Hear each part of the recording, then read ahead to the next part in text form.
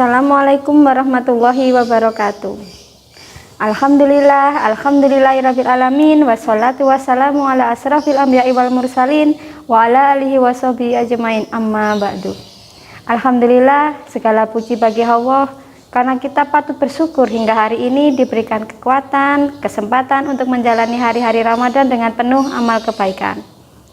Salawat dan salam kepada Rasulullah SAW, Nabi junjungan kita semua yang mengisi Ramadan dengan sepenuh amal yang berkah, memberikan contoh kepada kita beragam amal yang disyariatkan dalam Ramadan yang mulia ini. Semoga kita mampu meniru dan menjalankannya. Anak-anak yang dirahmati Allah Subhanahu wa taala, bulan suci Ramadan adalah bulan yang penuh keberkahan, ampunan dan rahmat serta kasih sayang dari Allah Subhanahu wa taala. Jadi diwajibkan kepada seluruh orang Islam yang beriman untuk melaksanakan ibadah puasa pada bulan Ramadan dengan tujuan agar menjadi orang-orang yang bertakwa. Seperti yang dinyatakan dalam firman Allah Quran Surat Al-Baqarah ayat 183 yang artinya, wahai orang-orang yang beriman, diwajibkan atas kamu berpuasa sebagaimana diwajibkan atas kamu dan orang-orang sebelum kamu agar kamu bertakwa. Nah, di sini dikatakannya di dalam tafsir ilmu katsir tersebut, memang kita diwajibkan untuk berpuasa, untuk membersihkan jasmani, rohani, dan untuk menjaga diri dari godaan setan, agar menjadi orang yang bertakwa. Nah, agar puasa seorang muslim dapat mencapai ketakwaan, dibutuhkannya ilmu, sehingga puasanya dapat menjadi alat perubahan agar menjadi manusia yang lebih baik. Kita tahu bahwa perihal ilmu itu seperti tak kehabisan kata. Untuk membahasnya, kita bisa membicarakan ilmu mulai dari keutamaannya, hukum-hukum dan ibadah yang disyariatkan di bulan Ramadan. Islam itu adalah agama yang mulia dan dibangun di atas ilmu, bukan di atas tradisi atau perasaan. Jika ingin beramal dan berkata harus dengan ilmu. Nah, di sini banyak dalil-dalil nakli yang menguatkan kemuliaan seseorang karena ilmunya. Mari kita pahami satu persatu mengapa ilmu membuat kita jadi mulia dan di dunia dan di akhirat. Nah, sebelumnya dalam hal ilmu pula manusia itu dikelompokkan menjadi 4 golongan. Yang pertama, golongan orang yang tahu bahwa dia tahu dan mereka itu adalah orang yang pandai, orang yang berilmu dan dapat memanfaatkan ilmunya secara baik untuk kepentingan agama, kemanusiaan. Nah, di dalam golongan pertama ini mereka diibaratkan seperti lampu penerang bagi umatnya. Nah, golongan yang kedua yaitu golongan orang yang tahu akan tetapi tidak tahu bahwa dirinya tahu. Nah, mereka itu tergolong pandai berilmu, namun tidak mau dan tidak mampu memanfaatkan ilmunya secara baik. Nah, di dalam golongan kedua ini diibaratkan seperti pohon yang tidak berbuah. Dan golongan ini terkadang membahayakan orang lain karena mungkin sekali ilmu yang dimiliki sering digunakan untuk mencari keuntungan sendiri. Nah, yang ketiga adalah golongan orang yang tidak tahu tetapi tahu bahwa dirinya tahu. Nah, golongan ini merupakan mereka yang tidak pandai, tidak berilmu, tetapi menyadari kekurangan dirinya. Golongan ini masih baik karena dapat diarahkan untuk menjadi lebih baik. Nah, itu golongan yang ketiga. Sekarang golongan yang keempat, orang yang tidak tahu tetapi tidak tahu bahwa dirinya tidak tahu. Golongan keempat ini mereka yang tidak pandai, tidak berilmu atau bodoh, namun tidak menyadari kekurangannya. Orang yang demikian itu susah diarahkan karena dia merasa mampu dan benar. Nasihat dan arahan dari orang tua, dari guru diperlukan karena dia tidak merasa cukup mampu untuk melakukannya. Akibatnya mereka ini tidak disukai dalam pergaulan. Anak-anak yang dirahmati Allah Subhanahu wa taala, selanjutnya mari kita pahami satu persatu mengapa manusia harus menuntut ilmu jika ingin mulia di dunia dan akhirat. Yang pertama, Allah Subhanahu wa taala membedakan dan mengangkat derajat orang yang berilmu. Sesuai dengan firman Allah Subhanahu wa taala di dalam Quran Surat Al-Mujadilah ayat 11 yang artinya Allah akan meninggikan orang-orang yang beriman di antaramu dan orang-orang yang diberi ilmu pengetahuan beberapa derajat. Lah, dari Quran Surat Al-Mujadilah ayat 11 itu Ibnu Abbas berkomentar dengan mengatakan tingkatan para ulama dibanding orang mukmin biasa adalah lebih tinggi sebanyak 700 derajat, di mana di antara satu derajat ke derajat setelahnya adalah sama dengan jarak 500 tahun perjalanan. Yang kedua, memberi jalan terang dalam memberikan petunjuk, pengarahan dan saran. Orang yang pandai itu ibarat lampu penerang bagi umatnya atau kaumnya dalam hal petunjuk. Yang ketiga, orang berilmu itu takut kepada Allah Subhanahu wa Ta'ala.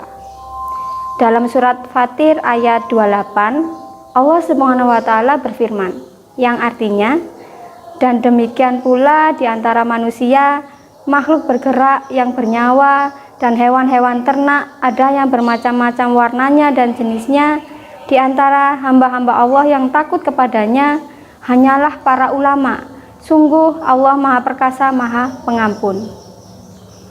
Ayat ini menjelaskan bahwa dengan ilmu seseorang akan lebih memahami bagaimana kehidupan ini diciptakan dan mendalami pengetahuan tentang kekuasaan Allah Subhanahu wa Ta'ala sebagai Sang Maha Pencipta.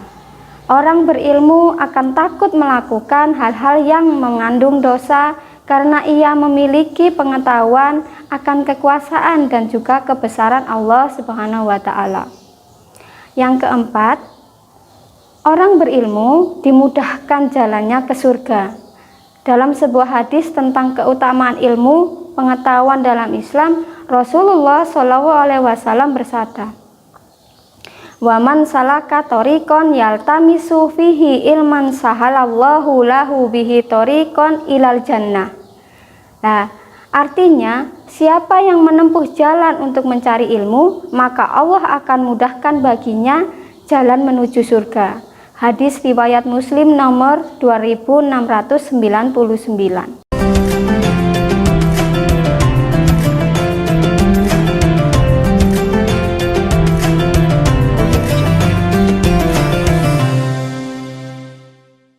Assalamualaikum warahmatullahi wabarakatuh. Perkenalkan, nama saya Muhammad Sabran Al-Sanaf Muslim, alumni Madrasah Tsanawiyah Muhammadiyah 1 Telogomas tahun 2015. Yang saat ini saya sebagai penyandang beasiswa Bologna Scholarship yang melanjutkan studi S1 kedokteran di Al-Farabi Kazakh National University. Menurut saya, Madrasah Tsanawiyah Muhammadiyah 1 Telogomas ini memiliki banyak program-program yang sangat baik dan berdampak positif pada self-development of the student. Assalamualaikum warahmatullahi wabarakatuh. Pimpinan Pusat Muhammadiyah mengapresiasi, menghargai Madrasah Tsanawiyah Muhammadiyah 1 Kota Malang dalam berkiprah untuk mencerdaskan bangsa. Berbagai capaian-capaian istimewa telah ditorehkan oleh sekolah ini. Dan di antara keistimewaan itu adanya program Tahfidzul Quran. Dengan program ini akan menjadi bekal penting untuk anak-anak kita berkiprah bagi umat, bagi bangsa. Nasrun minallah wa fathun qarib. Wassalamualaikum warahmatullahi wabarakatuh.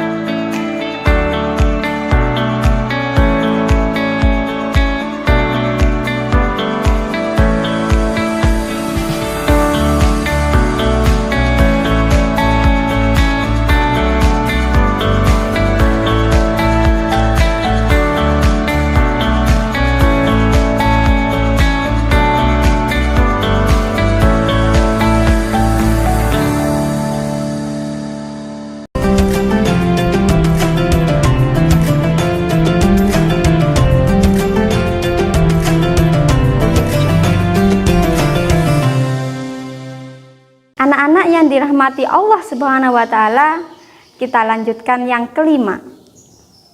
Orang berilmu itu memiliki pahala yang kekal.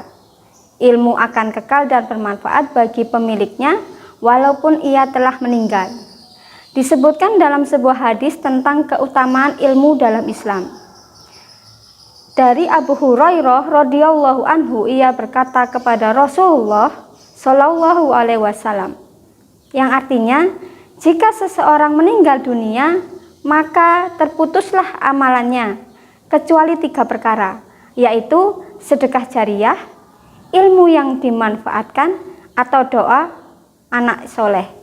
Hadis riwayat Muslim ayat 1631. Dengan adanya ilmu yang kita dapatkan selama ini, jika diterapkan selama menjalankan puasa Ramadan ini, apakah kita sudah termasuk dalam tingkatan puasa yang mana? Selanjutnya, kita akan membahas lagi bagaimana tingkatan-tingkatan orang berpuasa. Ini menurut Imam Al-Ghazali dalam kitab Ilyah Ulumuddin dijelaskan bahwa puasa itu memiliki 3 tingkatan. Yang pertama itu puasa orang awam, yang kedua puasa orang khusus, dan yang ketiga adalah puasa orang lebih khusus. Puasa yang level pertama itu sebagai saumul umum atau puasanya orang awam, seperti sekarang kebanyakan level puasa ini adalah yang biasa dilakukan oleh kebanyakan orang atau sudah menjadi kebiasaan umum atau biasa-biasa saja. Karena praktek puasa yang dilakukan di level 1 ini hanya sebatas menahan haus dan lapar, serta hal-hal yang membatalkan puasa secara syariat. Yang kedua, puasanya orang khusus. Yang kedua ini disebut sebagai saumul khusus atau puasanya orang-orang spesial. Level nilainya very good. Mereka berpuasa lebih dari sekedar menahan haus, lapar, dan hal-hal yang membatalkannya. Akan tetapi, mereka juga berpuasa untuk menahan pendengaran. Di level kedua ini, termasuk puasanya orang khusus, selain menahan haus, lapar, dan hal-hal yang membatalkannya, itu juga mereka menahan pendengaran, mendengarkan dari kata-kata yang tidak baik, penglihatan dari segala hal yang dimakruhkan, lisan dari perkataan yang sia-sia, mengumpat, tangan, kaki, dan segala anggota badannya dari perbuatan dosa dan maksiat. Mulutnya bukan saja menahan diri dari mengunyah, tapi juga menahan diri dari menggunjing, bergosip, apalagi memfitnah. Tidak berlebih-lebihan dalam berbuka puasa sampai mulutnya penuh makanan. Hatinya senantiasa diliputi rasa cemas dan harap karena tidak diketahui apakah puasanya diterima atau tidak oleh Allah Subhanahu wa taala. Jadi di level kedua ini, puasanya orang khusus adalah harus menahan dari haus, lapar, pendengaran, mulutnya juga harus ditahan dari hal-hal yang tidak baik, baik itu bergosip dan sebagainya. Di zaman sekarang mungkin juga termasuk dalam menahan jari-jarinya agar tidak menyebarkan berita-berita bohong atau hoax. Yang ketiga, puasa orang super khusus. Ini level yang paling tinggi menurut klasifikasi Imam Al-Ghazali. Disebut saumul khususil khusus. Inilah praktek puasanya orang-orang istimewa, dalam kata lain adalah excellent. Mereka tidak saja menahan diri dari maksiat, tapi juga menahan hatinya dari keraguan akan hal-hal keakhiratan. Menahan pikiran dari masalah-masalah duniawiyah, serta menjaga diri dari berpikiran dan dari berpikir kepada selain Allah. Standar batalnya puasa bagi mereka yang tingkatan levelnya tinggi, istimewa, excellent itu apabila terbesit di dalam hatinya, pikirannya tentang selain Allah seperti cenderung memikirkan harta dan kekayaan dunia. Bahkan menurut kelompok ketiga ini, puasa dapat terkurangi nilainya dan bahkan dianggap batal apabila di dalam hatinya tersirat keraguan, meski sedikit saja atas kekuasaan Allah. Puasa kategori level 3 ini adalah puasanya para nabi, siddiqin, dan muqarrabin. Sementara di level kedua adalah puasanya orang-orang saleh. Lah, lantas sudah berada di mana tingkatan puasa kita selama ini? Kita tahu bahwa jika berpuasa tanpa ilmu, kita tidak dapat mencapai tujuan yang istimewa. Tidak dapat mencapai ketakwaan. Begitu pula ibadah-ibadah lainnya. Begitu pula ibadah-ibadah lainnya karena penting bagi kita umat muslim untuk senantiasa belajar. Belajar tanpa henti, baik untuk ilmu agama, baik untuk ilmu dunia, agar apapun yang kita kerjakan dapat mencapai tujuan sebagaimana mestinya. Semoga Allah Subhanahu wa Ta'ala memudahkan kita dalam meningkatkan ilmu agama dan menjalankannya dengan baik dan istiqomah. Wallahu a'lam bishawab. Wassalamualaikum warahmatullahi wabarakatuh.